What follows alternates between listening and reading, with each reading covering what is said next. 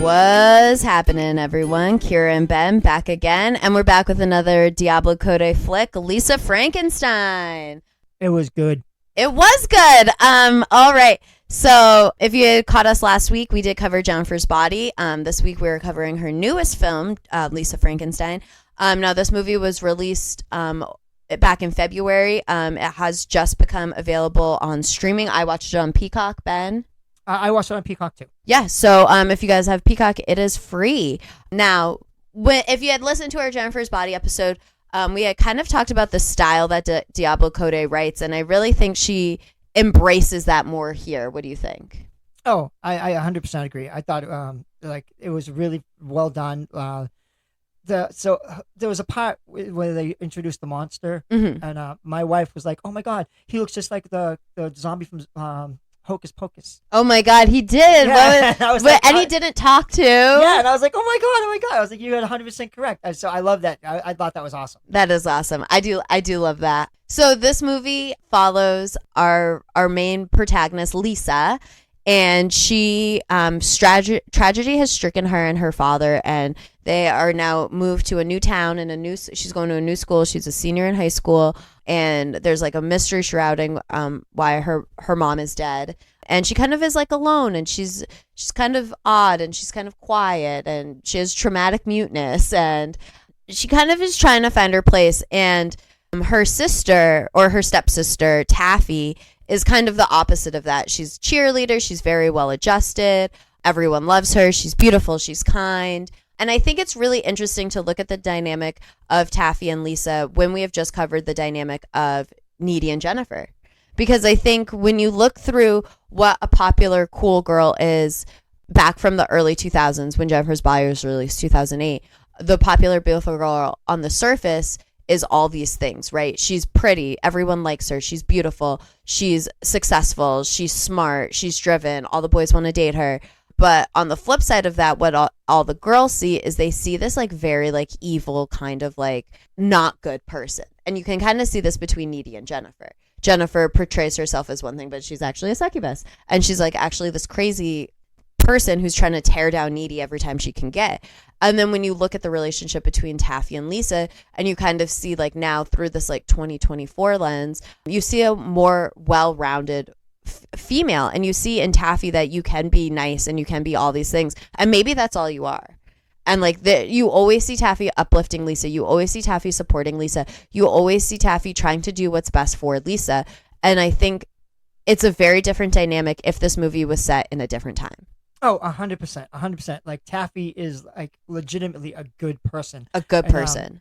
And you when you're watching it, you think she's not. Like you think there's going to be some underlying thing where it shows that she's not really this good person. But through the whole movie, she's actually very supportive of her sister, she's stepsister. I don't think she says stepsister, but then like she starts saying sister. Yeah. So she accepts her all around. She's like, and she doesn't want to tell them what happened, but she feels obligated to tell them what happened so that they'll leave her alone. Exactly. And like you really do see her pushing for Lisa at every point. She's like, Lisa, I'm going to take you to this party. Lisa, let's do this. Lisa, let's do that. Oh my God, you're borrowing my shirt. Like, it's so cute. Lisa, mom's so mad that you broke the mirror. Like, come on, get up. Like, and like you really do see Taff defending Lisa all the time. And I think it's so interesting because then you kind of have this like very stereotypical stepmom figure, soccer mom, stepmom figure in Janet. And I think I do want to talk about the character of Janet because she's very interesting. And I do want to talk about the character of the dad because I do think it's very interesting. Like, because like you see this all the time in this like kind of story where you have our protagonist who is stricken by tragedy and she's like overlooked. And then you have the beautiful stepsister and the beautiful stepmom and the kind of like quiet bumbling dad. Is he like this because he's so grief stricken that he can't move forward, or is he really just this oblivious? I got the hint that he was that oblivious. He felt so oblivious. Yeah, I was like, are you dumb? Yeah, he was. He was non-caring. His whole character, like I was staring at it going, you are the biggest jerk I've ever seen in my life. I mean, he was non-caring, didn't care. He had to be told that he would be upset about his wife. Like, the one that died. I was like, what? No one would have to tell me if my wife, well, I won't spoil what happened to the wife. No one would have to tell me to be upset. I'd be upset. You'd be upset. And like, I thought too, like you hear it's kind of glossed over, and Taffy says it very quickly. But she says, my dad, they got married after 6 months after his first wife died. 6 months. Yeah. After she was brutally murdered. Yeah. Isn't that crazy? That's crazy. I mean, I do see that a lot because a lot of people like they can't be alone. Yeah. And they get that like needy dependency where they just cling on to the first person that they're with. Yes, I am talking about people. I'm sorry. It does happen. It does happen. We see it all the time. I'm not trying to be stereotypical or false anybody into that, but that does happen. It does happen. It happens all the time. And I think it's so interesting because like, and then, okay, so I want to jump around the story just because we're already talking about the father. So Janet, the stepmom, she does mysteriously disappear in the eyes of the movie. She disappears. Us as the viewer, we know that she does get killed. We know that she's murdered. Yeah, yeah. But what I find so interesting is once she's killed, the dad, they're doing the police report, and the dad can't even describe her. No, he doesn't know the color of her eyes, doesn't know the color of her hair. I mean, the daughter's the one, like, her hair is like that of a dog. It's shy. I could feel bad for Taffy. I'm like, the father's just like, what color are her eyes? She's like, hazel, but she has, green contacts to emphasize them. Yeah, I mean, so like, the daughter clearly, truly loved her mother, whereas the father just wanted someone. Yeah, and I thought that was so interesting.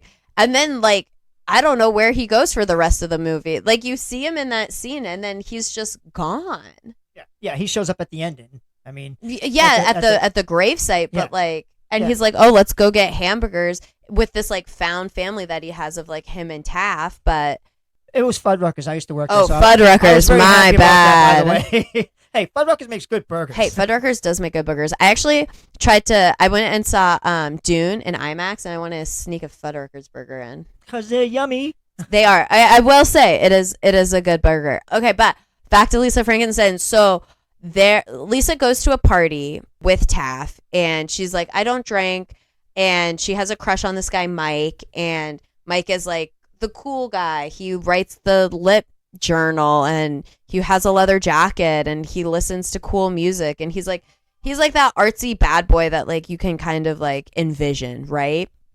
And so Lisa, being as alternative as she is and has feelings, she has this crush on him. She works at a dry cleaner, and so she sees him at the party, and they're kind of talking, and then this girl, who I would assume is his girlfriend or keeper, I don't know, she's like Entourage, yeah. She's kind of just this girl that hates Lisa for no reason. But she gives Lisa a drink, and there's something in the drink. Drugs. Psychosomatic drugs. Yeah. So there are drugs in the drink. So now Lisa's fucked up, and she doesn't drink. She's messed up, and she kind of like this, like, what I'm typical nice guy would look like nerdy nice guy comes up to her. Very Revenge of the Nerd vibes to me, and he's like, oh, let me help you, let me take you to go sit down, and then he's like wants to have sex with her, and she's like, no, and then he's like, you owe this to me. First of all, what? Don't lead someone on if you don't gonna finish. Oh God. And I hate that line.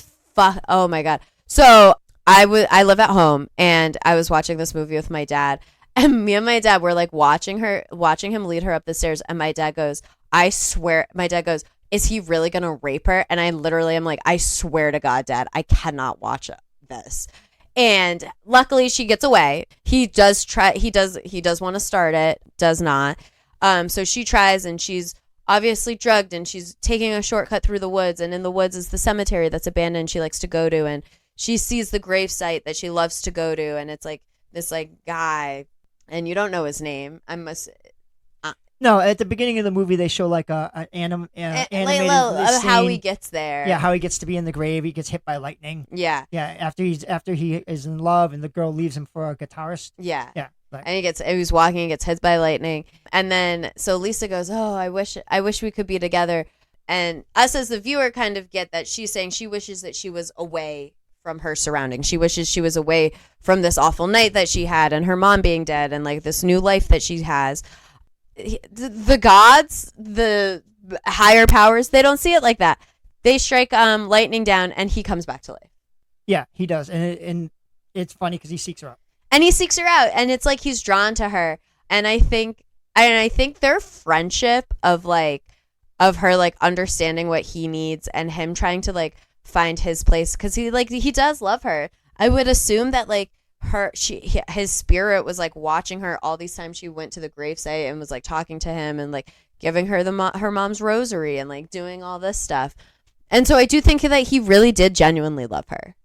Yeah, I think trauma brings people together. Oh, he was absolutely. traumatized by the love leaving him, and she was traumatized by her mother being brutally murdered. So And almost getting raped. Yeah, so that kind of brought his soul closer to her soul. That makes sense? It does. Yeah. It does. And so now he's seeking her out.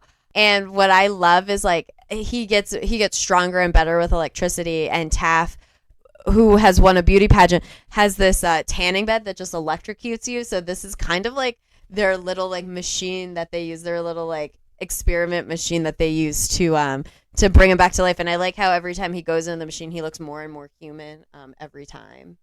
Yeah, it like rejuvenates him. Yeah. Yes. So he's coming back to life, and he's missing some body parts though. He was electrocuted. Yeah, his hand and his ear. And his I didn't want to say that was traumatizing for me. So he's missing a few extremities, most notably his ear and his hand, because we can see those. And he needs them. So we see Janet being awful to Lisa, right? Janet blames Lisa. Janet doesn't think Lisa's worthy. She thinks she's attention seeking. Janet's a narcissist, but believes that she's a empath, And a victim. God, there's no one that has a bigger victim complex than Janet. So, and now our creature, our monster, who doesn't really understand but wants to protect this woman that he loves, kills Janet. But to be fair, Janet was going to send her to the psych ward where she works, which I thought was also crazy. Yeah, she was like upsetting her and getting her all worked up and scaring her, and he came to her defense. Yeah. You know? And I also thought it was insane, this like very like costume-esque like nurse's outfit that she was wearing. I was like, oh, okay, Spirit Halloween, go off. Like, I thought that was so funny. But so this is the first person that they kill, Janet. And they sew on the ear. I think it's very funny. It has her earring still. And they hide the body. Now, they are able to get away with this for about a weekend because Janet is supposed to be at a nurses conference. So they have a weekend to get away from this. Now, they also need a hand.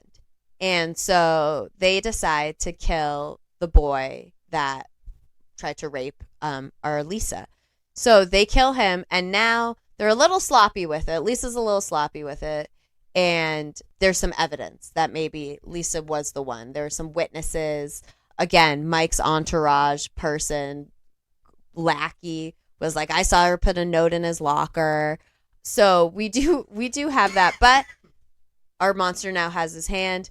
They are trying to get away with the murders. What I think is so funny is when they're in the active crime scene, and then the cop is like, this is an active crime scene. And then he just picks her up and throws her in the hole. Yeah, that was kind of funny. Like, he's just like, yeah, whatever. And he like kills her. He just kills her. I thought that was hilarious. Oh my God, I thought that was so funny. So now Lisa's like, okay, I'm going to go to jail. My life is over. We've been killing people. And she decides that she's going to lose her virginity to Mike because she's not going to go to jail a virgin. And she gets to Mike's and she hears laughter, and heartbreaking. Taffy is in bed with Mike. Mike has been the guy that Taffy has been sneaking out to go see. And Lisa is mad at Taffy because she goes, you know that I liked him. You know all this. I thought we were sisters. Sisters don't share everything. And now we have our creature, and he's there. And he kills Mike in a way that's probably painful for you. Doesn't matter to me. He chops his dick off. Ow. Very funny. We've learned that the creature also doesn't have a dick. So very funny. And then, but what I like is that you see that sister. Traumatizing. Very traumatizing. Oh, I would say it's not that traumatizing. You don't see anything. Ow. Okay, Ben, we want to talk about traumatizing? Okay, we're going to talk about traumatizing. Ben, have you ever seen the movie Hard Candy? No. Okay.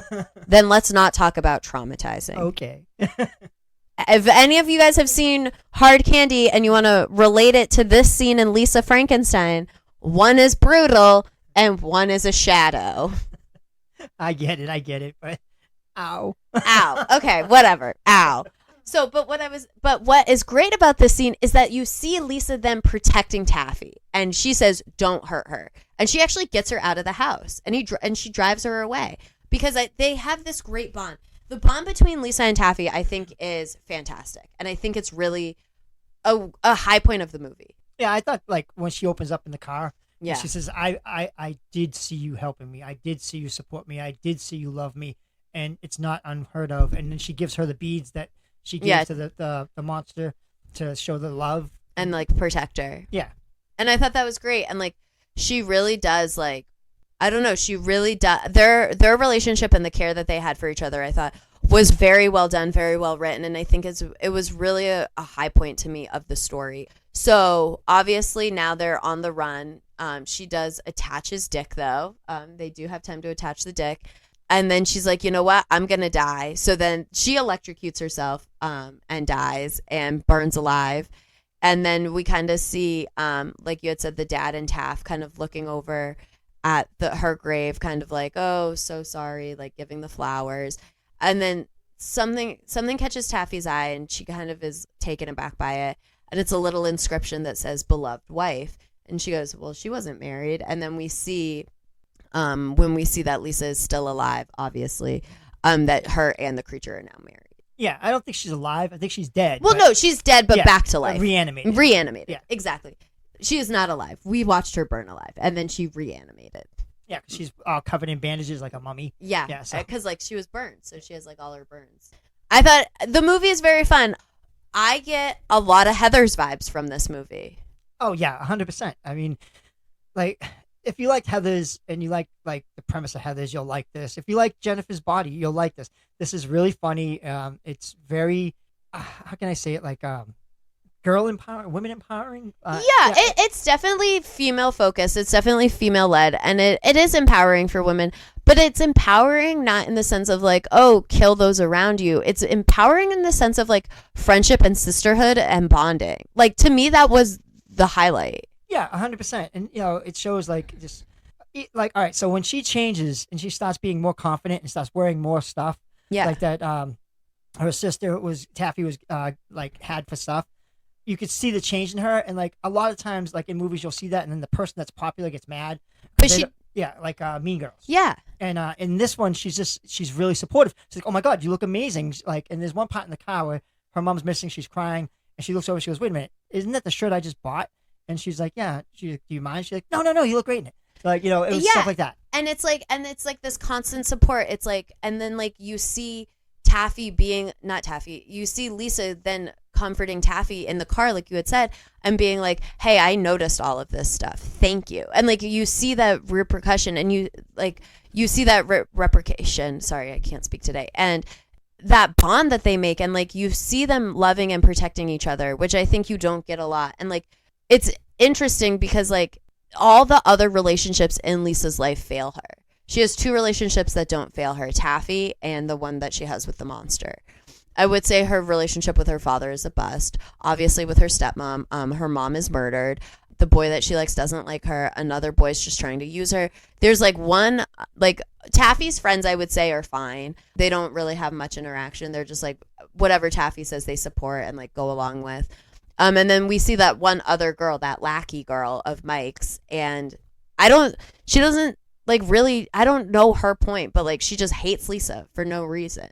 Yeah. I think it was more or less like she didn't want to share. Yeah, she didn't want to share because she's a roadie. Like that's she don't want to share the affections of that guy. She had deeper explorations of what she hoped would come about with that guy. And Mike was ugly. Yeah, I didn't understand the whole like. I mean, maybe it was the bad boy look, but I don't know. I was like, whatever. I mean, if that's who she likes, okay. And like Taffy said, it wasn't supposed to happen. I didn't mean it for it to happen, but it happened, and don't hate me for that. Try and be happy for me. Yeah. And I was like, oh, I can see that, And I do think that Lisa like was happy for Taffy. Like I do believe like deep down like she was happy for her, but of course like your feelings are going to get hurt and like that happens and that's okay. That's part of growing up is like learning how you like deal with your emotions and like your feelings and like everything that goes along with it. And I do believe that like her and the creature, like the monster, kind of had this like better connection. I did get, again, Heather's vibes from this. Kind of when you see JD and Veronica in the Heathers kind of become this like killing duo, you have Lisa and the monster kind of becoming this like killing duo, and you can see where the monster will always take it further, just like JD did always in the Heathers. He always took it a step further, and you kind of have that like Lisa Veronica as like the voice of reason. Yeah, I can see that. She tried to be the voice of reason. I get it. I mean, she still was killing people. I mean, Veronica was still killing people. They're still not. I'm not saying they're reasonable. Yeah, no. But like, there's a part where Lisa's talking to the monster, and she's like, you killed all these people. She's like, all right, well, I had a partner. Yeah. She's like, well, I helped. Yeah. Or like when she's like, oh, I'll attach your ear after we bury the body. Like she's very active. Like she's not passive, and she's very active, but she also takes a lot of responsibility, I think. And I think we're seeing this like trend in like movies where like characters are becoming like accountable for themselves, and like I don't know, I really liked it. Yeah, I thought so. For me, like her mom got killed by an axe murderer. Yeah, and she watched it, and that traumatized her. So her mother was supportive of her, whereas the father wasn't. The father was such a non-character to me. Then they get into this new relationship where Taffy's supportive of her, but the stepmother's not. Yeah. So and then you have the guy she likes, which is not supporting of her, but you have the monster who is supporting of her. So you see like all this stuff in her life that's going on where, Lisa has these people that, are strong bonds for her. And then you have the other people that like hurt her. And she has like that dynamic of good and evil on all fronts of her relationships. Yeah. And I think she really is conflicted with that. And then she doesn't know what part of herself to lean into. And I mean, you do see her protecting Taffy. You do see her giving the rosary beads. And then you do see her, I don't know, going along with the killing and sacrificing herself and killing. I mean, to kill yourself, to not deal with the responsibility of your actions and like the consequences of your actions, never a good story point. But she also reanimated so she could be together and be happy with this guy. This monster. I thought it was weird because like they call it Lisa Frankenstein, but in the Frankenstein, the true monster wasn't the monster; it was the doctor. Exactly. And in this one, it felt like she wasn't the true monster. No, it felt like the true monster was actually her stepmother. Her stepmom. Yeah. So, but it was just weird that they called it Frankenstein. Lisa Frank, and then she didn't really do any of the reanimating. She just did the sewing. No, yeah, I agree. Like the whole premise of Frankenstein was he created this monster and he gave it life through electricity. I mean, I get the electricity part, like that could be considered part of the Frankenstein motif, but I didn't get the whole Frankenstein vibe from this. I got more of like a reanimator. Reanimator, absolutely. Yes. I definitely got reanimator vibes over Frankenstein vibes. Just because, like you had said, it fundamentally is going against the story. And Frankenstein, Dr. Frankenstein, is so driven by creating life and like creating all this out of life. Whereas in the reanimator, he's just trying to build them back together. Yeah, Poor Things was more of a Frankenstein. Poor Things was absolutely more of a Frankenstein story. Absolutely. Yeah. Absolutely. 100%. I totally agree with you there. But again, like both of these stories are about like, I mean, if you look at the character of Bella and you look at this monster in this, like you can see them gaining that same sense of autonomy though. And I do love Frankenstein's monster. You can always tell when people haven't read the book or know the original story versus when they talk about Frankenstein's monster, because Frankenstein, like you had said, Dr. Frankenstein is the monster. Frankenstein's monster, the creature, is not. I mean, he has this beautiful. For who has read the book? There's no call and response. This is a podcast. But you could if you want to. But if you wanted to read the book. There's this great kind of like soliloquy that have you read the book? Yes, I did. So you know that great soliloquy that the monster has right at the end when Dr. Frankenstein has chased him all the way to the Arctic on the ice. Yes, on the ice, exactly. Yeah. And you know exactly, and it's like this beautiful where he's like, I finally understand my place in the world. I know like what I have to do, and I have to remove myself from society. And it's like it's like this great part of the story. And I think in a Frankenstein story, you have to have that. I think you have to have this creature come to this moment of like realization, because that's them fully growing, right? You see that in Poor Things, and I don't think we have that in Lisa Frankenstein. Oh, because that's not the point. Yeah, 100%. I mean, there was no climactic ending to this movie where you're like, oh, you know, it was just like a nice ending for everyone all around. Yeah, I mean, and as nice as it could be, the dad and Taff. I mean, I feel like who it didn't really work out for was Taff, because I don't think the dad ever loved Janet, and I think Taff did. I think Taff really loved Janet. 100%. But I think like the father got the daughter he wanted at the end. Yeah, because like he's getting Taff. He's like, come on, let's go get this. Let's like do burgers and like. Yeah, the dad didn't. The dad was so checked out from life. Yeah, 100%. Like I don't know. It was just. I think he just wanted someone to bond with, and he got Taff. And he was like, that's fine. And I think, too, like, you can kind of see, like, their parallels. Like, when Lisa comes home right in the beginning, and she breaks the mirror, and, like, you just see Janet just, like, reaming her out for it. And then you just see, like, the dad and Taff, like, sitting on the couch, like, in sync almost, like, eating cereal. Like, you can kind of see, like, the parallels of, like, how they really are, like, connected. Yeah, they bonded better than him and his real daughter. Yeah, but it also felt like they bonded better because Taff was pushing the bonding. It felt like the dad didn't want to bond with anyone. And Taff talks so much. How could you not bond with her? Right. She's like that annoying friend that you love having him around, but at some point you're like, you know, you have a fill and you have to get away. You're like, I'm going home. Exactly. Like, I don't know. I really liked the character of Taff. Like, in the trailers, I didn't know how good she would be. I thought maybe she'd be a little grating, but she's not. She's really genuine. Yeah, she has a pure thought and a pure heart for this situation, and she really does want to do best for the person that you know, she considers her sister. She doesn't look at it as like a stepsister. She's like you are now part of my family. Exactly, and I love that. And because in all these stories, time and time again, you would see the reverse of that. Oh, 100%. Like, it's very stereotypical to think of like a stepfather, stepmother, where it's not all Brady Bunch. You know, you get more of like a, you know, they don't like each other because they're stepbrothers and stuff. Yeah. You're not my real family, you know, like things like that. And in this, you don't get that from her, you know? Exactly. You don't. You see the embracing, and you see like the let's be friends, let's be sisters, let me support you. And I think at some point Lisa doesn't know how to handle that. Yeah, I think she went into it because the mother is what she pictured as being a stepmother. She's like, you know, this is who this person is. So with Taff, she was kind of like sketched off a little bit, like, wait a minute, I don't know if this is true or if you're really just playing me. And then that's a realization in the car when she goes, no, I see it and I know you truly love me. Exactly. And there was one line I thought it was so funny when Janet kind of appears behind Lisa and she goes, oh, damn it, Janet. That made me think of Rocky Horror. Right. I like that line a lot. I thought that was very funny. The movie's good. The movie's funny. Like I said, I watched it with my dad and we were laughing a lot. Like I laughed more than I thought because I thought it was good. Like I love when they're like wearing the peach rings and like they're talking and like she's like talking about the cure and he's thinking that she's talking about like a cure for his hand and she's like, no, they cure your emotional needs, not like your physical ones. Like I thought that stuff like it was so funny. Yeah, it was the director. She didn't direct this, right? She just so Diablo Cody just wrote this. This was actually directed by Zelda Williams. So Diablo Cody was only the writer on this, which is different from Jennifer's Body, where she wrote and directed it. But you can see her fingerprint all over this. You can feel it. I mean, and I think it's that. Remember how I was talking about with Jennifer's Body? It's that language that she uses. It's that kind of dialogue that she uses, and that kind of keeps it like in check. So I think it's very interesting.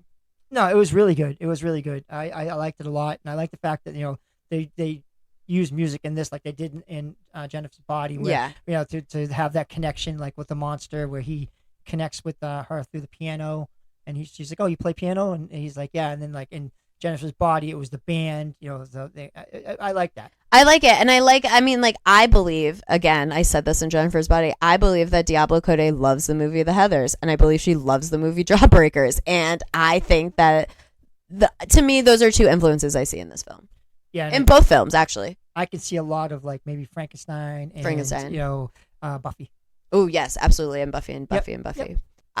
The first Buffy is very funny. Yeah. Oh yeah, 100%. And I like the show. The show was good. Show was good. Different. I like Willow. Willow was awesome. Who doesn't like Willow? Sweet little baby angel. Okay. I like Evil Willow.